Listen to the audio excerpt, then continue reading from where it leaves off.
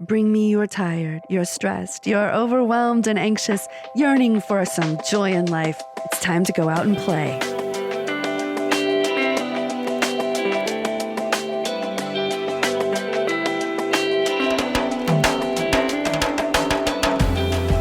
Welcome back to the Playgrounding Podcast. This is Kara Stewart-Fortier.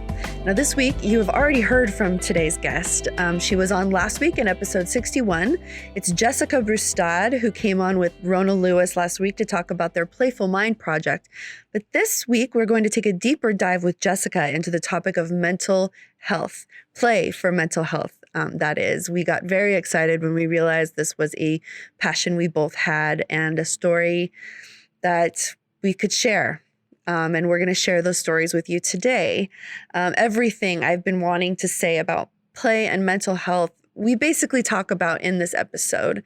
And so I will keep this brief. But here's a little more about Jessica than you heard in last week's episode. She is, once again, the co-founder and chair mom of Playful Mind Project. She's also an experienced sales and project manager who now does improv and stand-up comedy. She earned her stripes in the corporate world early with managing positions from startups in New York City to household names like MySpace. After taking an improv class in LA, she quickly realized that the corporate world was not for her, or maybe the corporate world wasn't ready for her. Play had to take center stage. So she continued to pursue her joy, which included studying improv and stand-up comedy at Mission Improvable in Los Angeles and the National Comedy Theater in San Diego. She received her 500-hour registered training yoga teacher training through YogaWorks at the Prana Yoga Center in La Jolla, California. And she also became a certified laughter yoga leader through the International Laughter Yoga University. Now, these two contradictory interests led her to create her own business, The Funny Yogi. Not funny, haha, more funny, weird. With The Funny Yogi, Jessica started teaching her own classes, leading work play shops and seminars. She became a popular motivational speaker also. Her passion is to help those suffering and find relief by connecting and committing to their joy. She's worked with individuals struggling with mental health issues like anxiety, OCD, and postpartum mood disorders. She has helped companies like Google and Microsoft improve their cultures through her original style and mindfulness programs, as well as transformed communities from California to Norway. Wait till you hear this. Now, meet Jessica.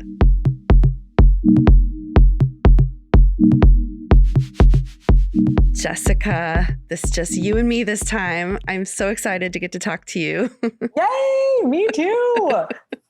Wow. Well, last week we got to hear all about your or the Playful Mind Project that you're working on with Rona. But when we were on the phone for the first time, the three of us, you and I kind of got off on a tangent, and Yes. I just so loved it, and I just couldn't even believe like how much I think I could learn from you. And I just really can't wait for my listeners to learn from you as well. So I want to hear about your life, and I want to hear about everything because there's so much to learn. But the thing that I got so far is that if you're going through mental health issues, you sort of feel like you want to hide, and you sort of feel like nobody's going to get it, and you just go hide in a hole and never come out again. But your life is proof that that is not what will happen if you have issues with mental health. And I just kind of want to let's just start at the beginning. And yeah. Thank you. First of all, thank you. It is so nice to hear validation, and that your story, your life is resonating with other people. Mm-hmm. That is my goal, my mission ever since I went through these difficult struggles, is to help others. Mm-hmm. And what's great about it is it's more and more practice of, hey, come out of the shell. Don't hide away with this. Open up to people, and that's the biggest thing I think I want your listeners to take away from this, is that you can be extremely vulnerable and at the same time extremely confident and authentic. And every time you do it, this world, especially right now, the time that we're living in, I feel very lucky. I know that's weird because I don't know when this is going to air, but it's 2020 and it's kind of the worst forever. But I do feel very lucky in the fact that there has been a lot of work done before me by wonderful women and men around mental health, and that the collective consciousness, the collective reality that we all co-create together is lifted in my mind, as opposed to, the generations before. So I feel very lucky, and there's still a lot of work to do. And just to let people know that just your take on talking to me and hearing about my life makes you feel that way. It's, again, a further practice and affirmation for me that don't hide this away. If you open up and show your vulnerabilities and show your scars and show your hurt and show your trauma, people will, number one, relate to you, because everybody has trauma. And number two, people will trust you. And number three, people will show you kindness and compassion, and they will be inspired by you. So it's like, let's just do it, man. Let's just play with it and just get it all out there. And the more you practice it, I know you've heard me say this before, but I don't believe that practice makes perfect. I don't even believe that practice makes progress. I believe that practice makes permanence. So the more I tell my story, the more I talk about it, the easier it gets for me with my emotional threshold and my resiliency. And also the easier it gets for this collective consciousness to take in this information, lower any stigma that's there, and get help themselves. Absolutely. Oh, so important. I'm learning this as I go. Like every little bit of this is all just coming in for me, and it's like new information, and I need to. So you're here at a very specific time in my life too. So and hashtag universe. Exactly. That's what happens all the time. Well, I'm dying to get to know you better, to get to hear more of your story. We just barely scratched the surface. Yeah. So, I mean, it starts back in 1983 in Spokane, Washington. No. Now I've just dated myself when people know how old I am.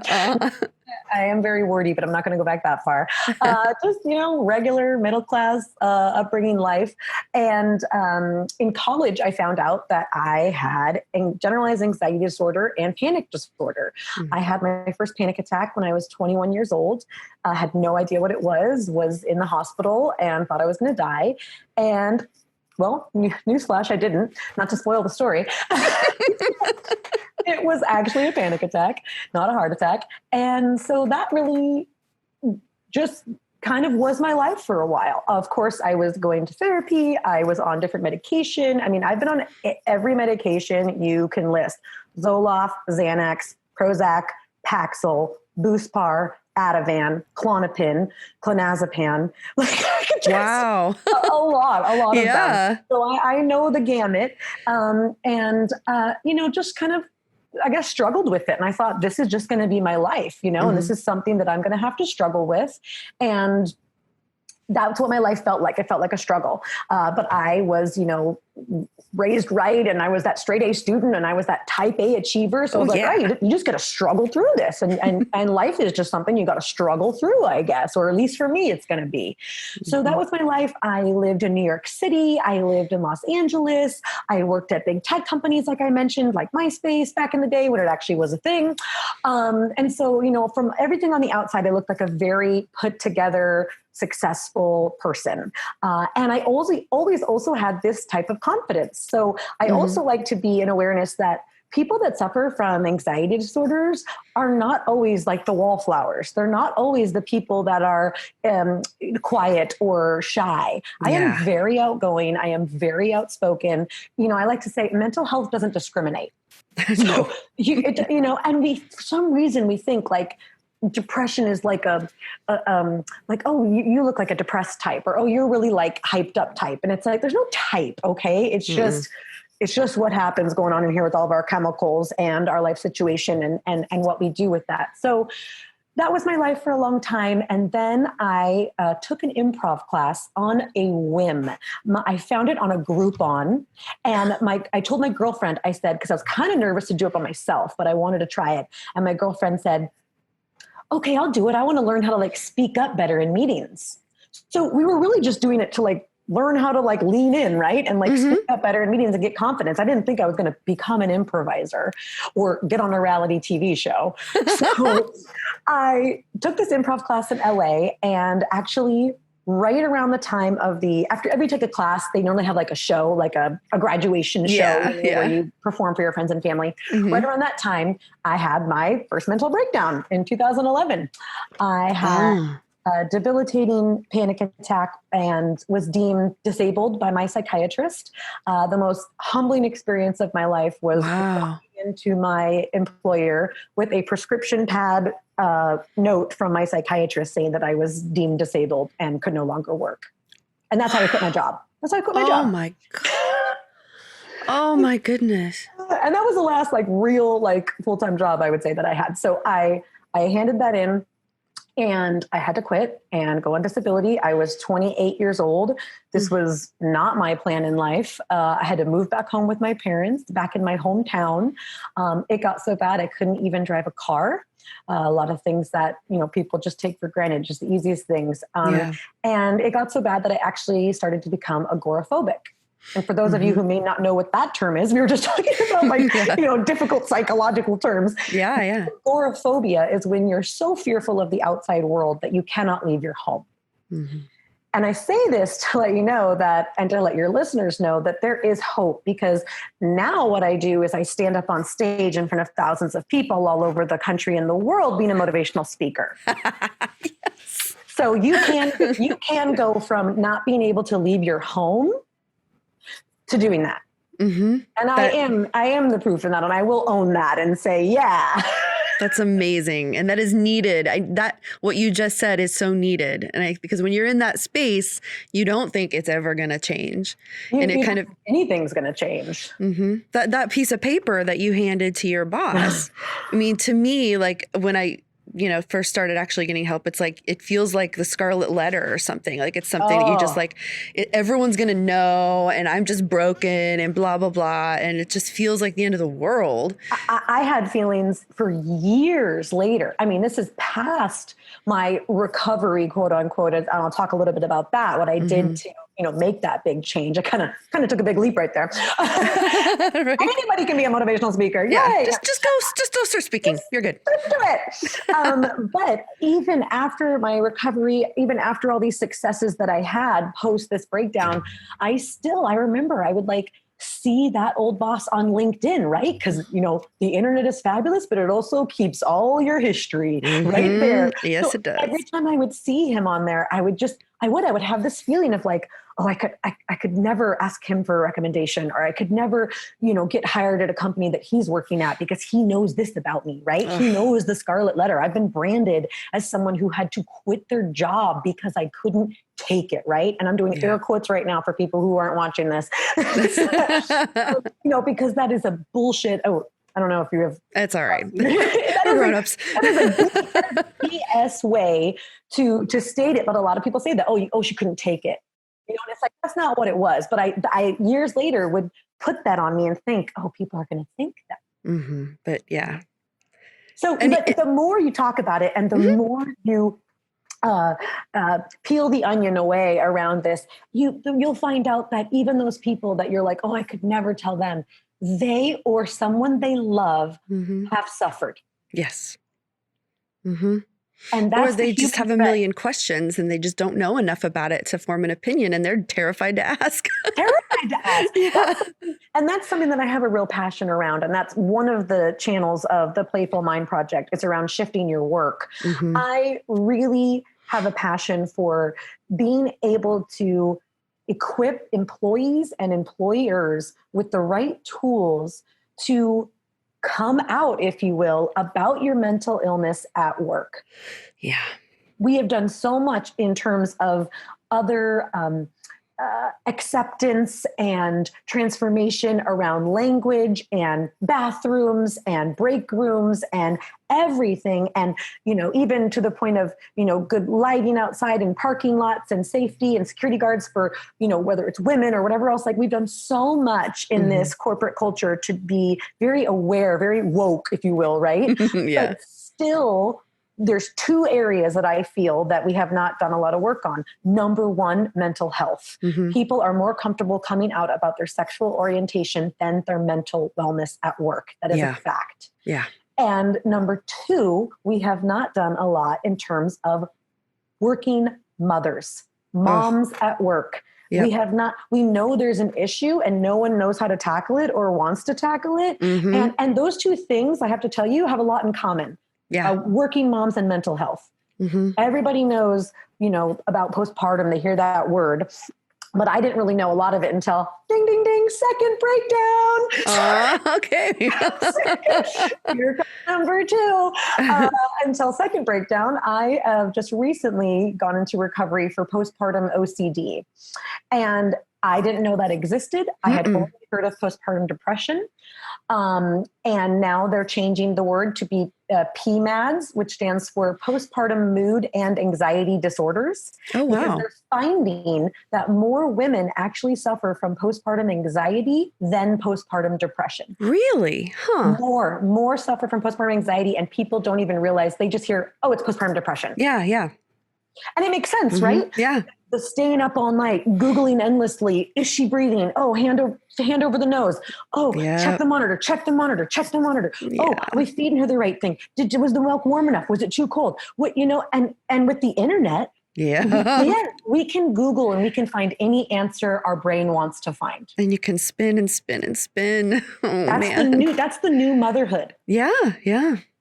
Since the age of the internet, and especially now since the age of social media with all of the mom comparison, mom judgment, it's really ramped up, I would say, in the last 20 years. And now that I'm a mother, I've experienced it. So, those two issues are very near and dear to my heart. And they are in my mind, the only two issues that the corporate world has not really focused on. That motherhood, working moms, and mental illness are not a part of their DEI strategy. Diversity, equity, and inclusion. And I don't know why. Yeah.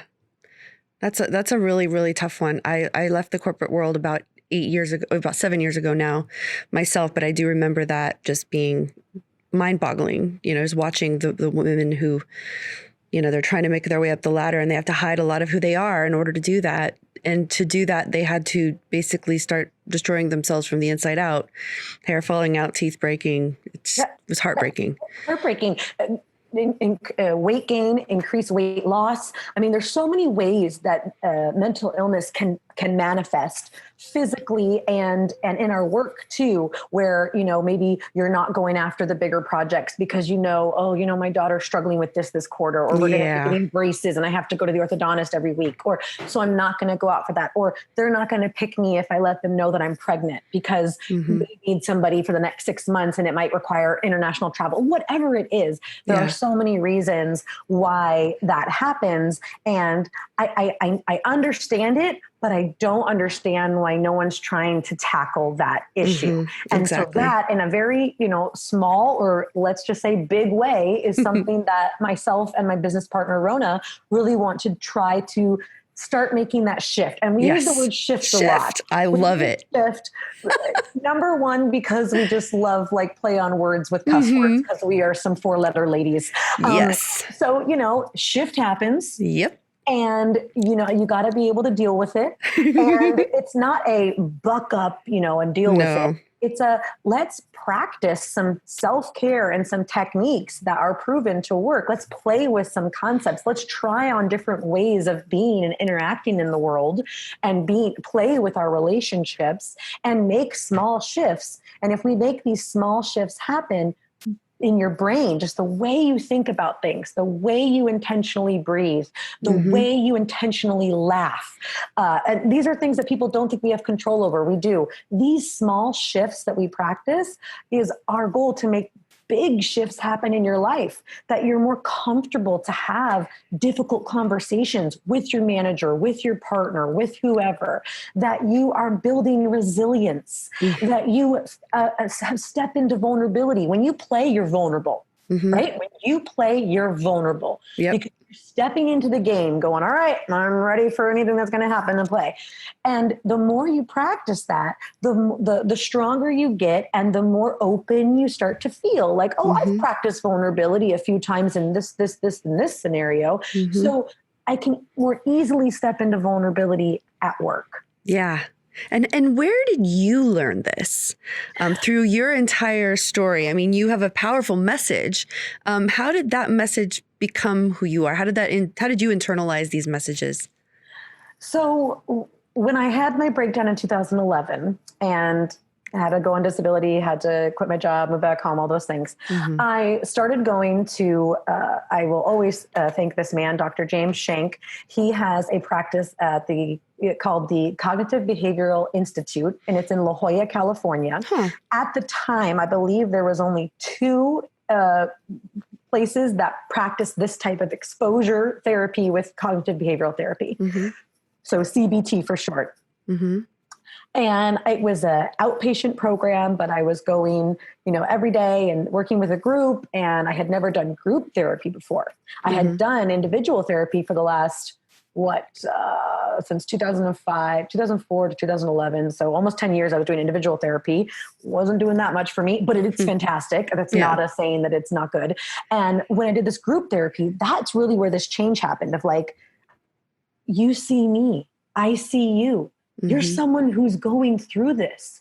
You're not just a doctor who has learned about this and can tell me what I should and shouldn't be doing or whatever, which again, I love therapists. I currently see a therapist. I 1000% promote therapy. Absolutely. But it was different that I was in a group and there was 6 other people struggling with the same anxiety disorders and panic attacks. Mm-hmm. And that was life-changing for me. And I will continue, but that speaks to a thread of part of our play. So we practice and teach purposeful, attuned play. Attunement is something that you do with another person where we are able to see each other where we're at right now. We are able to meet each other at that level with that feeling and that resonance. Mm-hmm. And then we can build or, escalate, de-escalate, whatever from there together. And attunement is what I needed. I needed others to see me and for me to see that they knew my struggle. They didn't know it up here in their brain. They knew it down here in their heart, in their experienced wisdom. That was life-changing.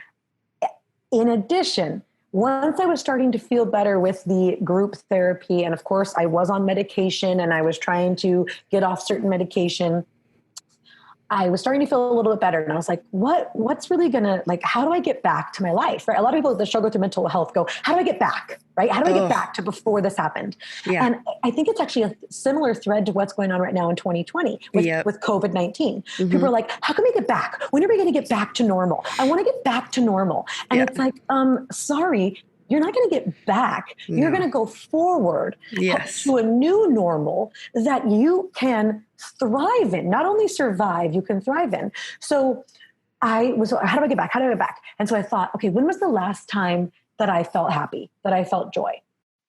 And I thought, okay, the last time I felt joy was that improv class and that show, that being on stage.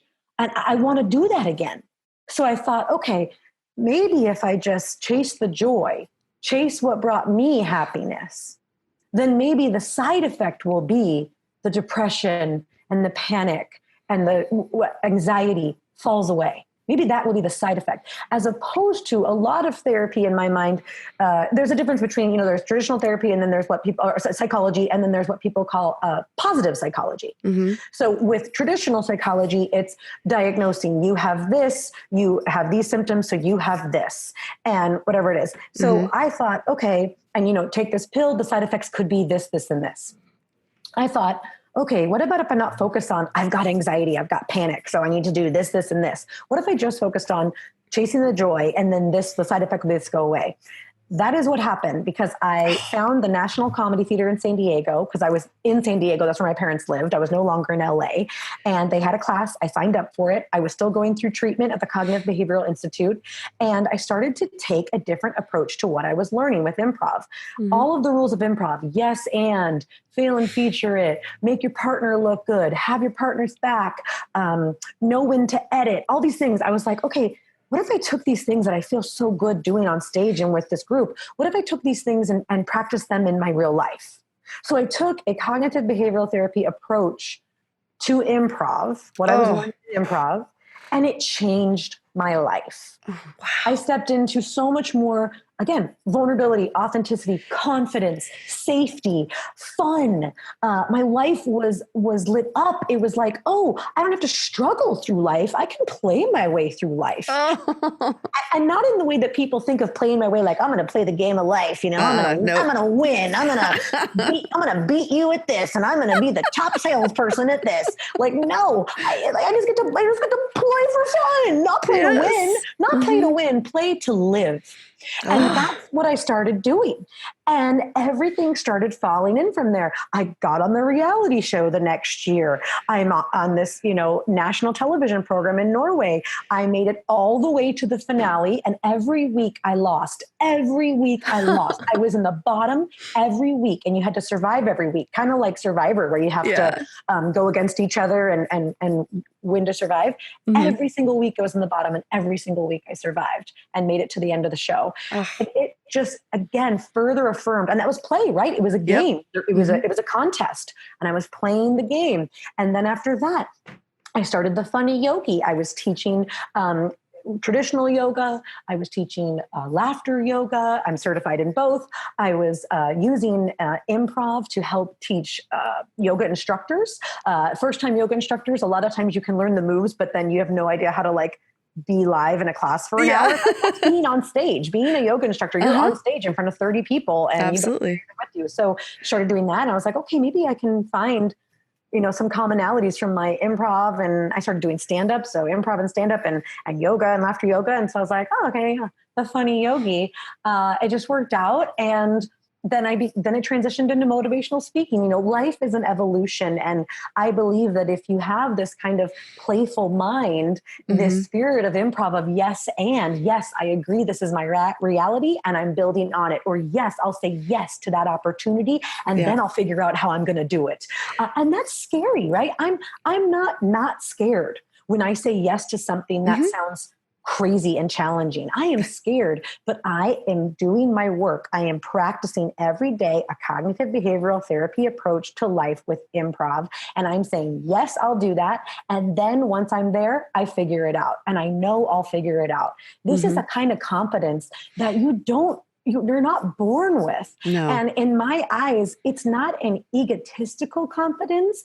It's a competence that comes from going through shit. Oh, yes. Yes. And so anybody who's right now in the shit, I want you to hear me. You are more set up than anybody, any winner that you think about. You are more equipped and set up than any of those winners because you're in the shit right now. Wow. Oh, yeah. That is so powerful.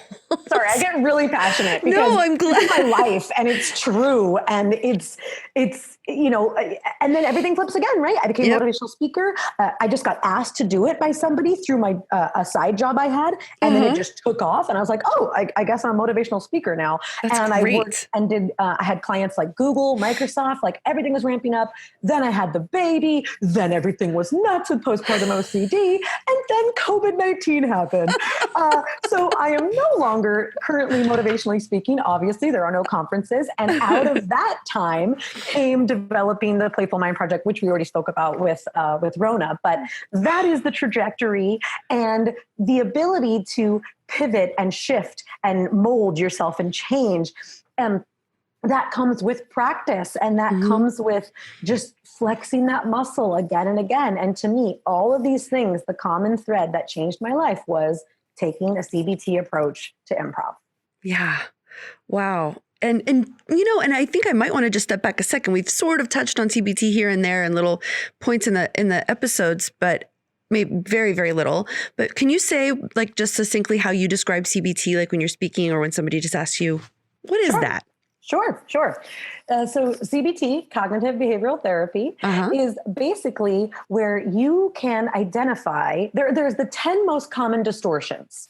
And there's more, I'm sure, but there's 10 of the most common. And so you can Google, anybody can Google them right now, the 10 most common cognitive distortions, and you will read them. And I guarantee you that if you're a human, you will identify with many of them. Yep, that's for sure. Whether you identify with being mentally well or ill, you will identify with some of these. Yeah. And it's everything from catastrophizing, right? So when something happens, you catastrophize it in your brain. It's way worse than it really is.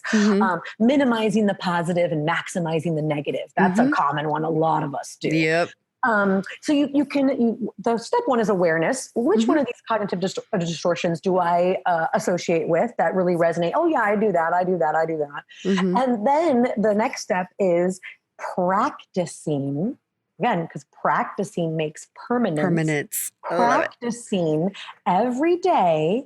And there's different techniques you can do in CBT. The one that I found the most helpful was called the 3-column format. Okay. So every night, and it's a way you train your brain. Every night I would go through the thoughts I had for the day and write down what they were in column 1. And then in column 2, I would write down what the distortion was. So let's say earlier in the day, my partner and I had a fight, right? And it was like, I was thinking like, oh man, like he doesn't love me. Like he totally doesn't even know, he doesn't respect me, whatever it is, all the thoughts. So then in the distortion column, you go, okay, I am maximizing the negative right now because obviously my partner loves me and we just fought about the dishes, like whatever it is, you write it down what the distortions are. Or, one of them is black and white thinking. I fall into that one all the time. Like, okay, him being mad at the dishes does not take away the 5 years of love that you guys have. Yeah. So, you kind of just write down, okay, I'm doing this. This is the distortion I'm doing.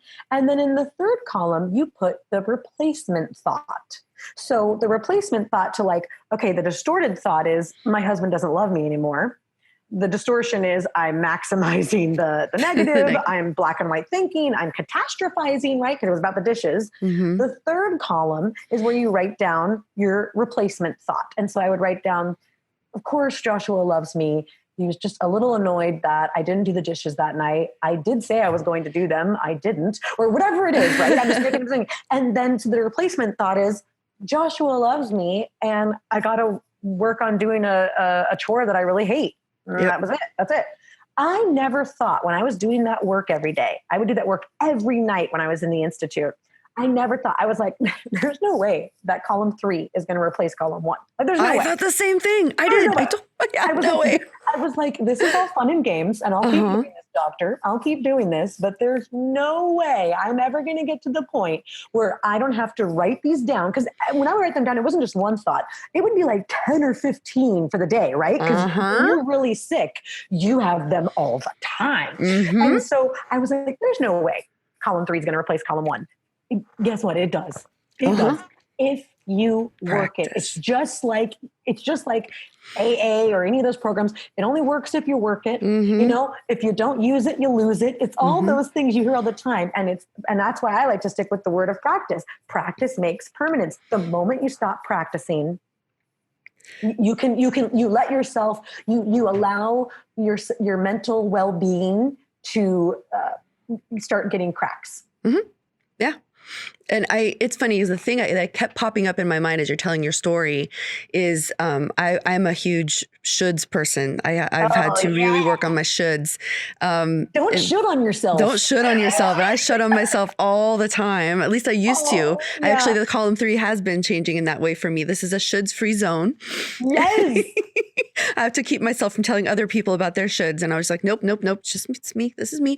Right? But what I kept thinking about while you were telling your story is how easy it is for us to should ourselves in our life. And you're in this corporate job. You're doing all the things you probably thought you should be doing at this point in your life. And I've had friends tell me that they need to have I should have this kind of brand of bag by this point in my career. I should have this many children. I should have this kind of house. So when I should have this C-level title. Right? Titles are so important. So important. And it's like, really? And the great thing about I gave myself my title. I'm a chairman. Right? I love it. Exactly. And there's no shoulds in improv. Because there are no. And I love how let me back up. I don't say I love this, but the image in my mind of you handing that paper to your boss must have just been so devastating because all the shoulds just fly out the window, and either your whole identity is in those shoulds, or you start to see out of a out of a new door. And I just feel like you've just attacked your life in this way of just like, I don't know. It's just, it really, like, as a shoulds person, just looking at your trajectory, it's like you just kept finding all these possibilities.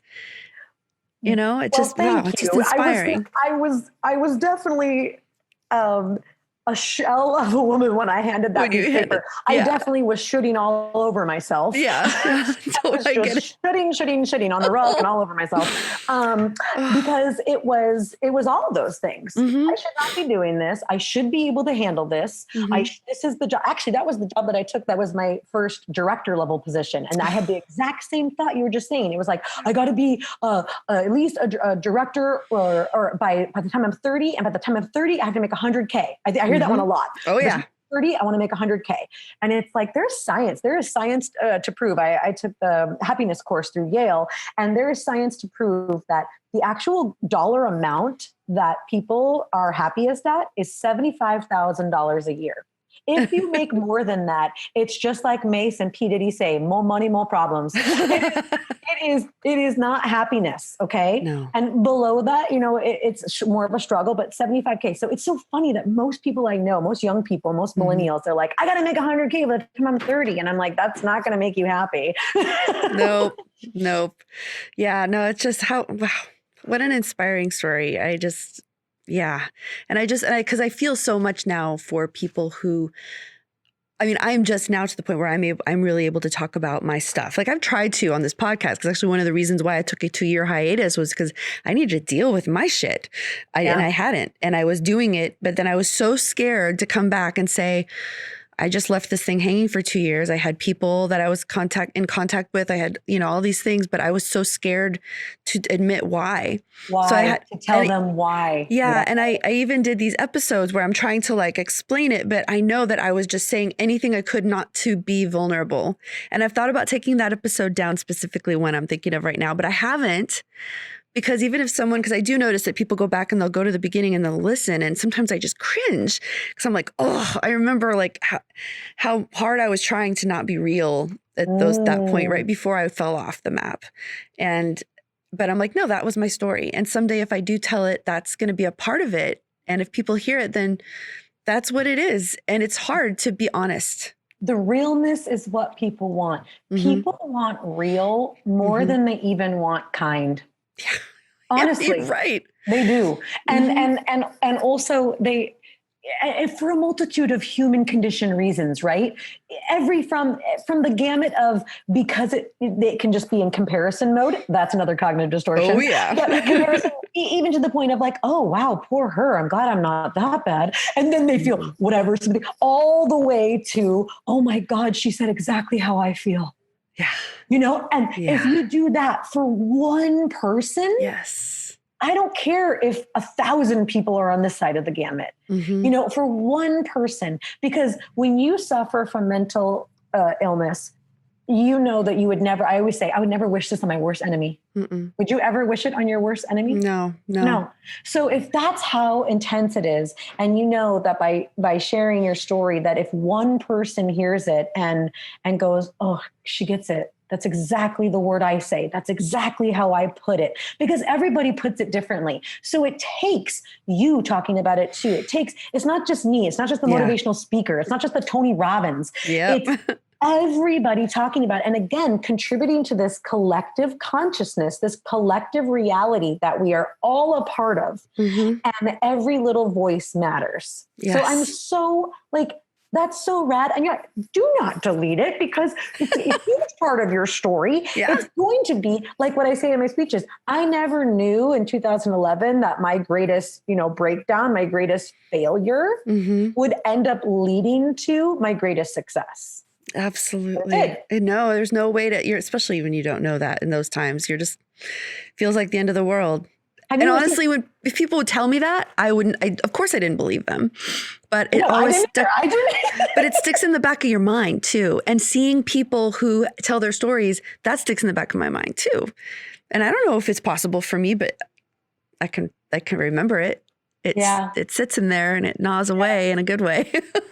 So I know it's possible for you, and I know it's possible for everyone. Yeah.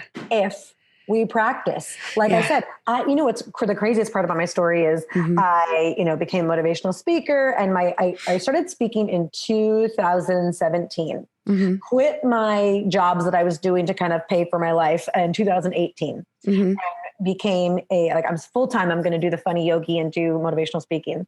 So my signature speech talks about this story and says, like, the whole thing was like, and now I'm better. So I talk about like 2011 and I go, and now I've used cognitive behavioral therapy and improv to be better. And you can do it too. And then I had a baby in 2019 and you schedule things out like a year in advance. So I had a scheduled speech in Florida, 8 weeks postpartum. And I was like, no problem. I can totally do that 8 weeks after having a baby. Go to the speech, and now I can't say the line that I've always said, because it's this authenticity thing that you're speaking to, of like, and I can't tell them if I can't say that sentence anymore. Now I'm better.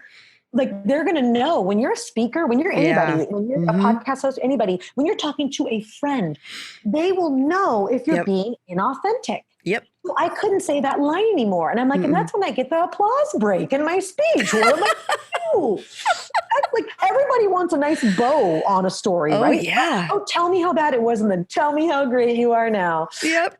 That's what I've been waiting for before I tell mine. I'm like, well, when everything's great, then I'll go tell about it. in the middle, because I have to say, even though right now in this podcast episode, it sounds like I'm one of those people like, oh, it was really bad and I did all this, but like, no, it's great. Yay. Like, so I was in that on stage in this speech. It was a horrible speech. I totally bombed because I didn't know the words to say, because I couldn't say that line. It was incorrect. I was actually currently back on medication. I had been off all medication since 2011. Wow. Completely medication free. And that is a great little note to say when you're a motivational speaker, right? And I'm happy to say I'm off all medication as of 2011. Well, I can no longer say that because now I'm on Lexapro because I've got postpartum OCD. So all these things were happening. And when I finally found the way, it was like, wait, what's that term that everybody uses? Impostor syndrome. Oh, yes. I had so much imposter syndrome because I was like, I'm a motivational speaker who tells people how to de-stress through comedy. And I'm like losing my mind right now with OCD. So that was really hard for me. And then, and I was like, I'm a fraud. I can't keep doing this. This is going to be the end of my career with this, what a good ride, Jessica, but it's done. Yeah, and then I realized, no, I stopped after I had the baby. I stopped practicing. I stopped practicing improv. I was on a team before then. I stopped practicing improv. I stopped doing my traditional therapy. I stopped doing all CBT. I stopped chasing my joy every day. It was all about my baby, not about me. So I stopped. So then I said, you know what? Your speech, you're a motivational speaker. You can do this even more. You have even more authenticity with this story. Who cares if people want to hear the happy ending? You don't have the happy ending. You're in the messy middle, and you just got to show that on stage. And so a few months later, I was doing another speech somewhere else. I think I was back in Florida, actually. And I said all this. I said, I'm currently suffering from postpartum OCD. I'm currently on Lexapro. I'm currently in an outpatient program at Swedish Hospital. I said all this.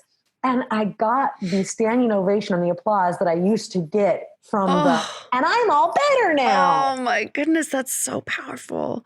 But I didn't get anything. People walked out for months between that when I was suffering and didn't know how to say the story and was kind of being inauthentic. So again, even when you're in the messy middle, I actually think that people love messes. Because we're all a mess. Yeah. Life is a mess. And if you play with the mess, you have a lot more fun. I just have an image of my daughter like playing insanely messy. And those are the most happy, well-adjusted kids, right? You're right. Because play with the mess. Yep, absolutely. Beautiful mess, I think, was what my friends and I used to call it. Beautiful mess. That's a great way to say it. And everybody's a beautiful mess. And the people that aren't or can't admit that are not people that you need around you. That's just like, I've just become like, that's kind of an ultimatum, and it sounds really harsh. No. But me in my life, a part of mental wellness is keeping the people that are close to you in your inner circle, keeping the right people. Yes. So there are another important step to mental wellness, and maintaining mental wellness not only involves practicing, like we talked about a lot today, but it involves necessary endings. Yes. Oh, hell yes. I'm learning that. I'm learning a lot about that. And, and it's hard because I feel like maybe if there is somebody out there who's listening to this right now, who's maybe like relating to some of the stuff we're talking about, or maybe even doesn't even know, like sometimes for me, before I started, it was just this general, like, the I don't know if like the kids today will remember back when TV had snow, when it made like the like the HBO when it comes on and they have that was what the inside of my whole body and my head and everything felt like. I had no idea. Like I couldn't differentiate. It took so much teasing out to try to get in there and see what was actually happening. And I had Kaiser, so I was able to go get some help there, get into a group therapy thing around the eating disorder piece, like, and that kind of thing. But there are a lot of people, if I didn't have Kaiser, and Kaiser is super limited, that you can only see a therapist once every like 6 to 8 weeks, which isn't very, so if you don't get into a group, then you're kind of screwed. Oh my gosh. And so it's one of those things where now we need mental health care so badly, but we don't have access to it. I really love that about your Playful Mind program, because I feel like it's a kind of like a support for mental health. And because a lot of people, and I'm not saying it's a replacement, but for people who literally have no way to get care at all, getting into programs like what you guys have created, it's like a booster step. And then when you're in therapy, it's like something that can go hand in hand with it, Exactly. That it's definitely, I look at our sessions. So we call them play care sessions. Yeah. They're only 30 minutes. So they're very accessible for working women, for moms. We do work with, men, anybody really, but we really focus on helping females because we know, especially in the mental health world, that we are the most kind of, swept under the rug, I guess I would say, our mental load and our concerns. It's just like, oh, that's just what it's like to be a woman, or like, oh, you're just being hysterical, or you're just being emotional, or you're just being crazy. I love the C word, right? Like, oh, I love it. Women, the C word is the other C word. No, the C word is crazy. Everybody likes to call women crazy. And it's like, oh, no, you did not. So there's, what really was hard for me too, is when I was going through my postpartum OCD, and I think we touched on this before, or maybe not, I was so exhausted. You're so drained. You're not sleeping. You're never else. Even if I had the energy to try to go online and try to find help, when I would find help, every single call I did was, oh, we're not accepting new patients right now. Absolutely. Yes. And I live in Seattle, a major market. I'm not in some podunk, part of the world, which again, those people, I feel so bad for them, but I'm in a major market every single call. And I'm like, it's exhausting. I don't even have time to, number one, you have to be able to identify that you have a problem, which I only was able to identify it because of 2011's breakdown, but I knew I had an issue. Most people can't even do that. Then when you identify it, you go look for help if you have the energy to do that, which if you are suffering from mental illness, you do not have a lot of energy. No. Number 3, once you start actually going after that mental health, most of the time you get that. Oh, we're not accepting new patients, which shows the major need in this country for our mental health practitioners. Or number 4, you get, oh, we don't accept your insurance. So you can pay $350 out of pocket or no option, right? So, I mean, there's so many barriers. Those were 4 or 5 barriers to entry to get mental health. And so what we want to do is provide this type of help at a very low cost and a very low barrier to entry. We have sessions early morning, 6 a.m., late at night. We have sessions on the weekend. We're not a traditional therapy that maybe is only open 9 to 5 from, Monday through Thursday or whatever. So we want to be the most accessible, the most convenient, the most affordable, because our mission is to help. And the way that we do it, again, we are not therapists. I am not clinically changed. I am not a CBT expert. I only say that I am a CBT expert practitioner, right? Because I've practiced it for a long time, almost 10 years now. And that's what they get. It's like, I want to give what that group therapy did for me back in 2011 of, I see you have panic attacks. Listening to your story was so much more helpful than listening to my therapist I also need a therapist. So again, I'm not saying therapy is bad, but that's what we want to hear. That's this attuned play. We attune to you. It's one-on-one. It's live. It's not pre-recorded content. And every session is customized and different based on you, what you're going through, your energy level, where you're at. We meet you where you're at, the level you're comfortable playing at. We level the playing field and we start from wherever it is. Yeah. We can go, it could be the first session, we're like on stage together doing some insane improv level stuff, or it could be the 20th session and we're still right here breathing. Yep, absolutely.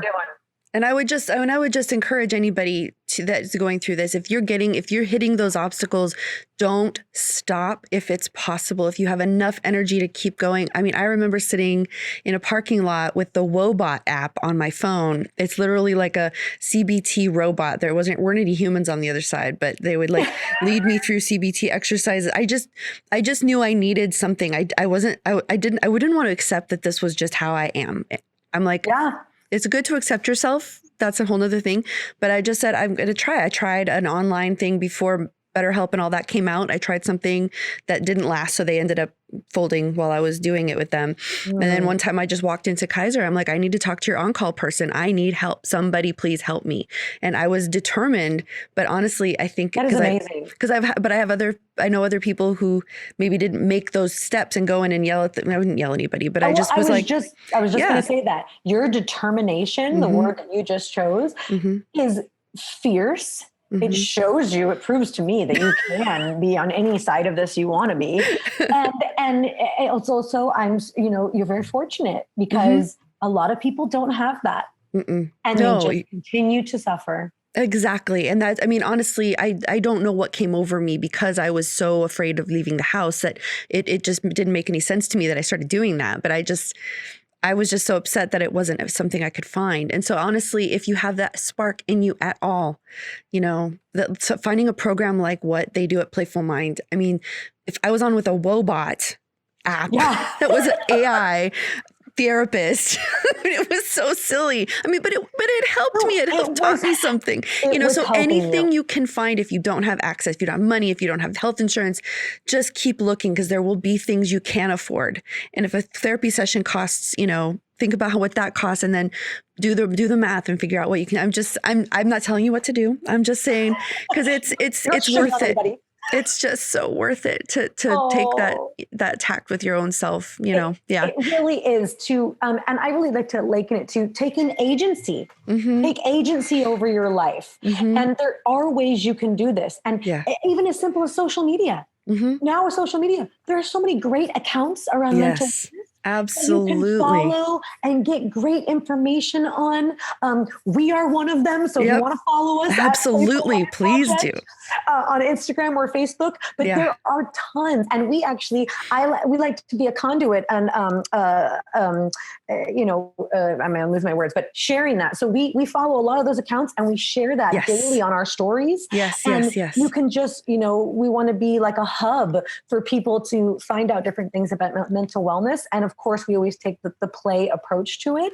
But even that can be a totally free way to take agency over and control over your life and start to take healthy steps towards practicing mental wellness. Thank you so much for listening. I hope you'll join us over at the Something to Look Forward to Facebook group. It's the Advent-like countdown to the new year that we are all participating in. And this week is mental health. Actually, it's not Mental Health Awareness Week. Sorry, it's Human Rights Awareness. And so I am going to be using this entire week to give us all reasons to believe that mental health is a human right. And Jessica, this episode was perfect for that. So please join us. It's something to look forward to. You can find a direct link to the group on playgrounding.com's homepage. All right, I will see you next week when we hear from Rona Lewis on Play in the Business World. See you then.